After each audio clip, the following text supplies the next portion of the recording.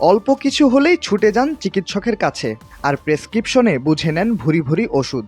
আরোগ্য কামনায় নানা ব্র্যান্ডের ওষুধই তখন আপনার একমাত্র ভরসা। তবে প্রাচীন আমলে যে কোনো ব্যাধি সারাতে কেমিক্যালের ওষুধ নয়, ব্যবহার হতো বিভিন্ন গাছগাছালি। আর আয়ুর্বেদ শাস্ত্রে গবেষণা হতো বনাজি ওষুধ নিয়ে। কিন্তু কদিন আগে অবাক করা এক তথ্য দিল চীন। তারা বাঘের মূত্র দিয়ে বানালো ওষুধ।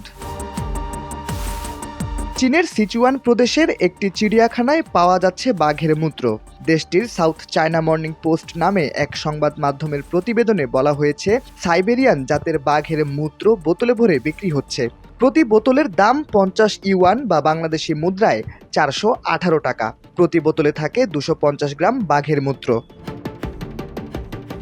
কিন্তু কোন রোগের চিকিৎসার জন্য ব্যবহার করা হচ্ছে বাঘের প্রস্রাব, এ বিষয়ে চীনা চিকিৎসা শাস্ত্রের বিজ্ঞানীরা জানান, বাঘের প্রস্রাব ব্যবহার করা হচ্ছে বাতের চিকিৎসায়। এছাড়া আর্থ্রাইটিস, পেশিতে ব্যথা নিরাময় করতে বাঘের মূত্র কাজে দেয়। ব্যথা এবং বাত থেকে মুক্তি পেতে বাঘের প্রস্রাব কিভাবে ব্যবহার করতে হবে সে সম্পর্কেও নির্দেশনা লেখা আছে চিড়িয়াখানায়। এর জন্য বাঘের প্রস্রাবের সঙ্গে সাদা ওয়াইন ও আদার টুকরা মিশিয়ে ব্যথাস্থানে লাগানোর কথা বলা হয়েছে। এমনকি চিড়িয়াখানার নির্দেশনা অনুযায়ী যে কেউ চাইলে পান করতে পারেন বাঘের মূত্র। তবে সতর্ক করা হয়েছে, কারো যদি কোনো অ্যালার্জি থাকে তবে এটি খাওয়া উচিত নয়।